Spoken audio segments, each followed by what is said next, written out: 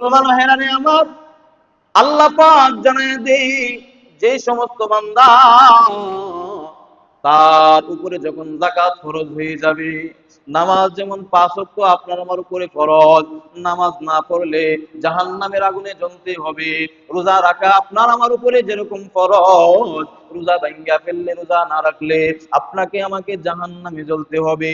যাকাত দেওয়া আল্লাহ ফরজ করেছে তাদের উপরে যাদের উপরে নেশাব পরিমাণ সম্পদ আছে, যাদের কাছে 7.5 তোলা স্বর্ণ আছে, যাদের উপরে 52 ভরি রূপা আছে, যাদের উপরে ওইগুলার সমষ্টিগত টাকা পয়সা সবগুলা মিলায়া নেশাব হবে, যাদের উপরে ব্যবসা বাণিজ্যের সাথে জড়িত টাকা পয়সা আছে, তাদের উপরে আল্লাহ যাকাত ফরজ কইরা জানাই দে, বান্দা যাকাত দাও, যাকাত দাও, তোমার লাভ হবে। যাকাত দাও, তোমার সম্পত্তি বাড়বে। যাকাত দাও, তোমার সম্পত্তি পবিত্র হবে।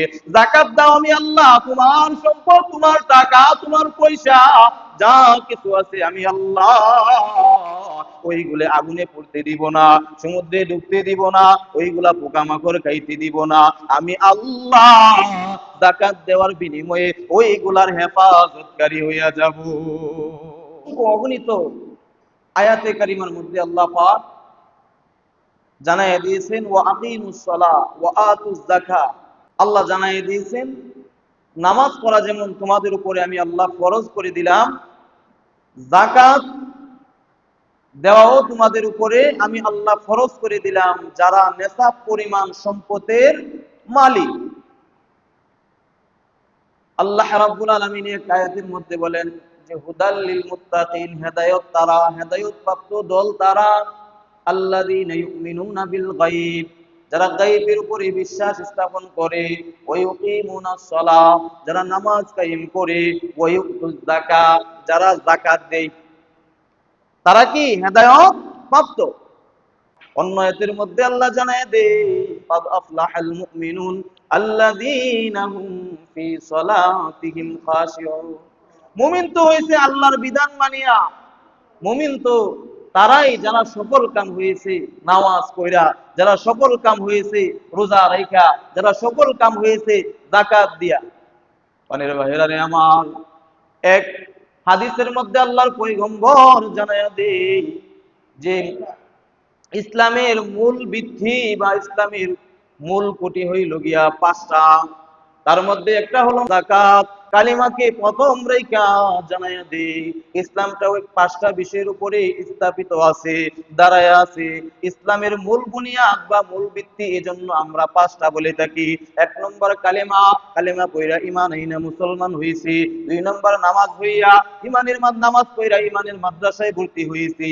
3 নম্বর রোজা রাইখা আমাদের অন্তরাত্মাকে পবিত্র বানাইতেছি।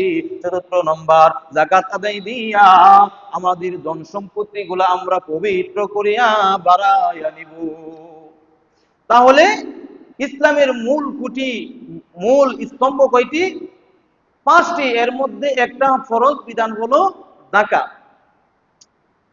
যাকাত অর্থ বৃদ্ধি পাওয়া, যাকাত অর্থ বাড়ানো, যাকাত শব্দের শাব্দিক অর্থ হলো কি আপনার পবিত্র করা।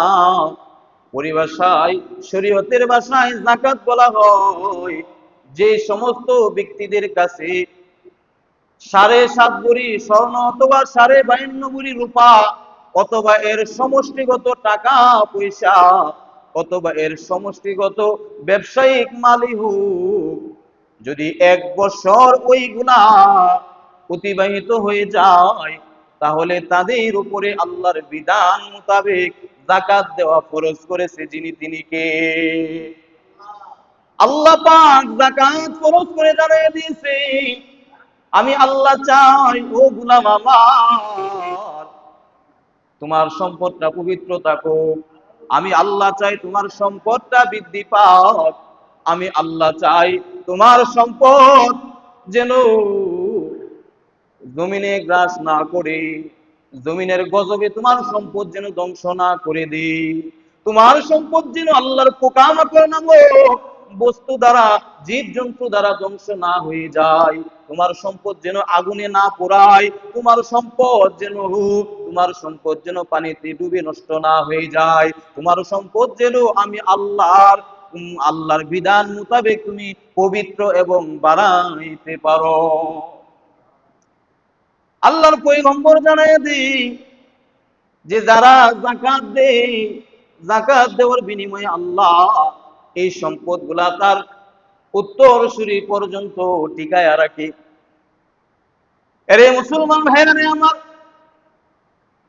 অনেক নজির আমরা দেখতে পাইলাম, বাবা কোটি টাকার মালিক, অনেক সম্পত্তির মালিক, কিন্তু বাবা মরার পরে সন্তান ওই সম্পত্তিগুলা ধরে রাখতে পারে না। আছে না নাই? সন্তান মুহূর্তের ভিতরে শেষ করে দেয়। এর একমাত্র কারণ বাবা যাকাত দিছে না, এই সন্তান এই সম্পত্তিগুলারে পবিত্র করছে না, এই সম্পত্তিগুলা ধইরা রাখছে, বহিলতা করেছে, কৃপণতা করেছে, চিন্তা করছে না জানি আমার 40 লাখ টাকা ব্যাংকও আছে, এখান থেকে যদি 2.5 ভাগ দিয়া দেই তাহলে তো অনেক টাকা চইলা যাবে, না না এটা করা যাবে না, যাকাত দেওয়া যাবে না, গরিব পারলে মইরা যাক, এটা আমার দেখার বিষয় না, আমি দুনিয়াতে আরামে থাকতে পারলে আর শান্তিতে থাকতে পারলে, ভালো মন্দ খায়া মরতে পারলে এটাই আমার জন্য মঙ্গল। আসলে এটা কি মঙ্গল? সামনে আসতেছে কেমন মঙ্গল।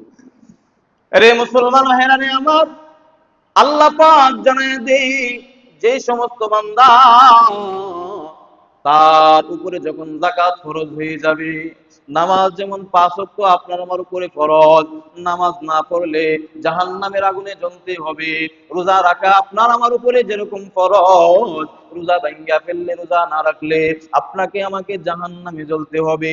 যাকাত দেওয়া আল্লাহ ফরজ করেছে তাদের উপরে যাদের উপরে নেশাব পরিমাণ সম্পদ আছে, যাদের কাছে 7.5 তোলা স্বর্ণ আছে, যাদের উপরে 52.5 ভরি রূপা আছে, যাদের উপরে ওইগুলার সমষ্টিগত টাকা পয়সা সবগুলা মিলায়া নেশাব হবে, যাদের উপরে ব্যবসা বাণিজ্যের সাথে জড়িত টাকা পয়সা আছে, তাদের উপরে আল্লাহ যাকাত ফরজ কইরা জানাই দে, বান্দা যাকাত দাও, যাকাত দাও, তোমার লাভ হবে, যাকাত দাও তোমার সম্পত্তি বাড়বে, যাকাত দাও তোমার সম্পত্তি পবিত্র হবে, যাকাত দাও আমি আল্লাহ তোমার সম্পদ, তোমার টাকা, তোমার পয়সা যা কিছু আছে আমি আল্লাহ ওইগুলো আগুনে পড়তে দিব না, সমুদ্রে ডুবতে দিব না, ওইগুলা পোকামাকড় খাইতে দিব না, আমি আল্লাহ যাকাত দেওয়ার বিনিময়ে ওইগুলার হেফাজতকারী হইয়া যাব।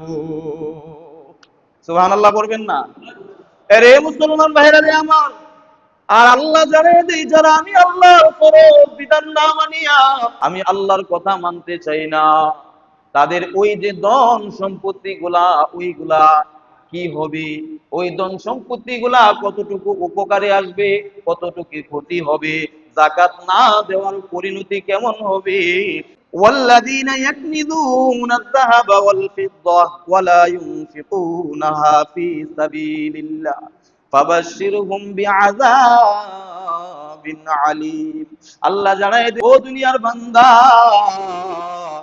তোমরা যারা সোনা রূপা টাকা পয়সা ওইগুলা জমায়া রাখতেছো, ওইগুলা আল্লাহর রাস্তায় খরচ করতেছো না, তোমরা জানিয়া রাখো, জানিয়া রাখো, আর সুসংবাদ গ্রহণ করো, আল্লাহর পক্ষ থেকে অতি ত্বরান্বিত তোমাদের জন্য আযাব আসতেছে, তোমরা আযাবের অপেক্ষা করো। আল্লাহ বলেন ফাবাশশারনাহুম, তোমরা সুসংবাদ গ্রহণ করো, দুঃসংবাদের কথা বলে নাই, সুসংবাদের কথা আল্লাহ ঘোষণা দিয়েছেন আযাবের কথা বলে। এজন্য আল্লাহ বলেন ফাবাশশারনাহুম বিআযাবিন আলিম, তোমরা অপেক্ষা করো, ওয়েটিং এ থাকো, তোমাদের জন্য আল্লাহর আযাব আসতেছে। কেমন আযাব, কেমন আযাব আল্লাহ তাআলা জানায়া দে, যারা যাকাত দেয় না, কি দেয় না, যারা যাকাত দেয় না, স্বর্ণ রূপা টাকা পয়সা ধন সম্পত্তি ওইগুলারে আটকে রাখে, একত্রিত কইরা রাখে, জমায়া রাখে, হাতের মুঠের মুষ্টির ভিতরে রাখি, হাতের মুষ্টি থেকে ছাড়তে চাই না, না জানি কমিয়া যায়। কিয়ামতের ময়দানে তোর এই যে ধন সম্পত্তি গুলা, এই ধন সম্পত্তি গুলাকে আল্লাহ পাক একত্রিত করবে। তোর সোনা রূপা টাকা পয়সা, ওই মুষ্টিবদ্ধ ধন সম্পত্তি গুলাকে আল্লাহ পাক একত্রিত করিয়া জাহান্নামের আগুনে জ্বালাবে। আগুনে জ্বালানোর পর তোর স্বর্ণ রূপা গুলা যখন গলিয়া যাবে, ওইগুলারে পয়সার মতো বানানো হবে। বানানোর পর ওইগুলা দ্বারা তোর কপালে সেক দেওয়া হবে, তোর বাহুতে সেক দেওয়া হবে, তোর পিঠে সেক দেওয়া হবে। আর বলা হবে দুনিয়াতে তোর জমানো সম্পদ আমি, দুনিয়াতে তোর জমানো টাকা পয়সা আমি, সোনা রূপা আমি। এরে মুসলমান যুবক, এরে বৃদ্ধ বাবা, মদিনাওয়ালা নবী জানায়া দে, যারা নেশাব পরিমাণ সম্পত্তির মালিক হওয়ার পরেও যাকাত দেই না, তাদের ধন সম্পত্তি গুলাকে আল্লাহ এক জায়গায় জমা করিয়া বিশাল আকারের একটা সাপ বানাইবেন। ওই সাপ বানানোর পরে ওই কিয়ামতের ময়দানে ওই সাপটা তার গলার মধ্যে পেঁচাইয়া দেওয়া হবে। ওই সাপটা তার পুরা শরীরটারে পেঁচাইয়া নিবে, আর মুখের সামন দিক দিয়া সাপটা আর তার মুখ এক জায়গায় থাকবে। মদিনাওয়ালা নবী জানায়া দে, আল্লাহ পাকের আদেশে ওই সাপ যখন তোমাকে কামড় দিবে, সুগল দিবে, তুমি ওই সময় ব্যথা বেদনা, বিষধর সাপের সুগল খাইয়া, কামড় খাইয়া ব্যথা বেদনায় ছটফট করবা আর বাঁচার চেষ্টা করবা। তখন ওই সাপের জবান খুইলা দিবেন আল্লাহ। ওই সাপ নিজেই বলবে, এরে নাফরমান, আমি হইলাম দুনিয়ার তোর ধন সম্পদ, আমি হইলাম দুনিয়ার ধন সম্পদ। তুই কিপটামি করছ, হ্যাঁ, বহিলতা করছ, সম্পত্তি মুষ্টিবদ্ধ কইরা রাখছ, কিন্তু যাকাত ফরজ হইছে, যাকাত দিছত না। আমি তোর সম্পদ, এইগুলা যে তুই জমায় রাখছ, এইগুলা যে গরিবের হক গুলা বা যাকাত ফরজ হওয়ার পরে ওই অংশগুলা মানুষকে দিছত না, যাকাত আদায় না করার কারণে আজকে আল্লাহ পাকের আদেশে আমি তোর জন্য আযাব হয়ে গেলাম। আমি তোকে 24টা ঘন্টা সময় তোর গলায় জ্বলিয়া থাকবো, আর তোরে কামড় দিব, সুগল দিব, তুই আমার থেকে রেহাই পাইবি না। আমি তোর উপার্জিত ধন সম্পদ, কে বলবে? সাপে বলবে। তাহলে যাকাত দেওয়া দরকার আছে না নাই? রে মুসলমান ভাইরা রে, আমার একটা উদাহরণ দেই। এক ইহুদি মহিলা শুনতে পাইলো আল্লাহর নবী ওয়াজ করতেছেন, যারা যাকাত দেয় তাদের সম্পত্তি চুরি করে না, চুরি করে না, ডাকাতি করে না, আগুনে পুড়াই না, সমুদ্রে ডুবাই না, আল্লাহ পাকের জীব জন্তু গুলা গ্রাস করে না। এই কথা শোনার পরে ওই ইহুদি মহিলাটা নবীজির কথা সত্য মনে করিয়া দৌড়িয়া বাড়িতে গেল। বাড়িতে যাওয়ার পর তার সমস্ত সম্পত্তি গুলা হিসাব করে যত পার্সেন্ট যাকাত আসছে, ওই ইহুদি মহিলা ওই সম্পত্তির যাকাত দিয়া দিল। আশপাশের মানুষ দেখে বলে, কিরে মহিলা, তুই কি মুসলমান হয়ে গেছ? মহিলা ডাক দিয়ে বলে, না রে না, আমি মুসলমান হই নাই, কিন্তু মুসলমানের নবী মুহাম্মদের কাছ থেকে শুনতে পাইলাম, আমি যদি যাকাত দেই আমার সম্পত্তি গুলা হেফাজত করবে আল্লাহ। এই মহিলা বাড়িতে দৌড়িয়া গিয়ে হিসাব করে যাকাত যতটুকু আসে ওইগুলা যাকাত দিয়া দিল। ওই মহিলা ছিল ব্যবসায়িক মহিলা। মদিনা থেকে 100 উট নিয়ে ওই মহিলার কর্মচারীরা সিরিয়ার উদ্দেশ্যে রওনা হয়ে গেলেন। ব্যবসায়িক সম্পদ মাল নিয়ে উটের মাধ্যমে যখন রওনা হয়ে গেলেন, সিরিয়ায় যাওয়ার পরে ওই মহিলার সিরিয়া যাওয়ার পর ওই মহিলার এই যে 100 লোক উট ভর্তি করে মালামাল নিয়ে সিরিয়ায় যাওয়া হলো, ওইখানে বিক্রি করিয়া যখন আসতে লাগবে, প্রতিমধ্যে খবর ছড়ায় পড়লো মদিনা থেকে আজকের দিনে যত ব্যবসায়ী কাফেলা সিরিয়ায় গিয়েছে ব্যবসা করার জন্য, ব্যবসায়িক মালপত্র বিক্রি করিয়া টাকা নিয়ে যারা রওনা হয়েছে, মাঝপথে ডাকাত তাদেরকে পাকড়াও করেছে। ডাকাত তাদেরকে ধরিয়া যত টাকা পয়সা ছিল সবগুলা ডাকাত ছিনাইয়া নিছে। এই কথাটা ওই ইহুদি মহিলার কানে আসলো।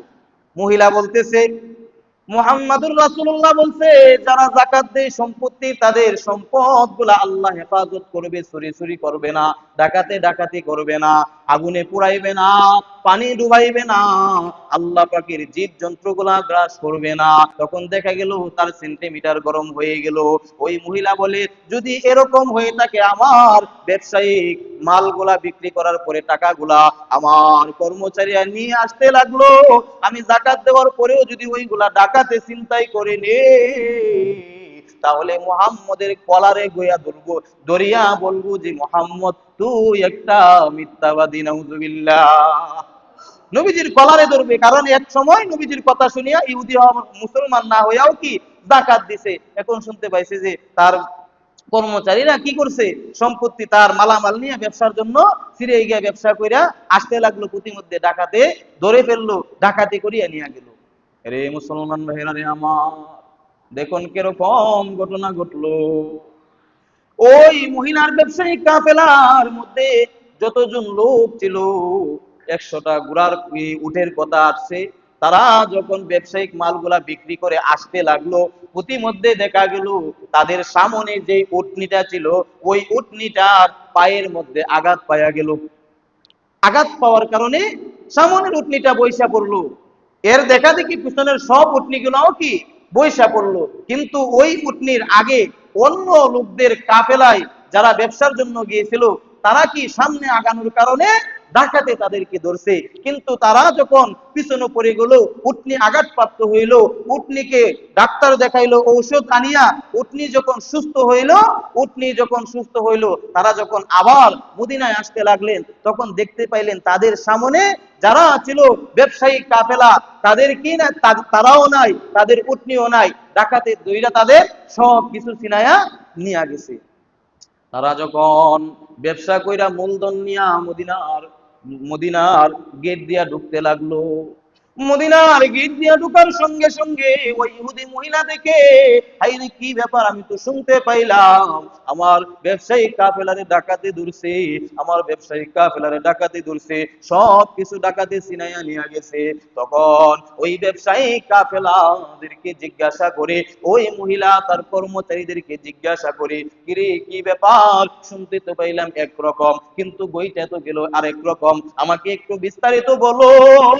তখন ওই কাফেলার লোকেরা বলে, ও মহিলা, ও আমাদের মালিকানি, আমরা ঠিকই ডাকাতের কবলে পড়তাম, কিন্তু মাঝপথে আসিয়ার পরে আমাদের উটনিগুলা আঘাত পাওয়ার কারণে আমরা পিছনে পইরা যাই, আর আমাদের সামনে যারা ব্যবসা করতে গেছে তারা সামনে চইলা যায়, আর ওই মানুষগুলারে ডাকাতে ধইরা ফেলছে, সব কিছু ছিনাইয়া নিছে, কিন্তু আমাদের কোনো কিছু নিতে পারে নাই। সুবহানাল্লাহ।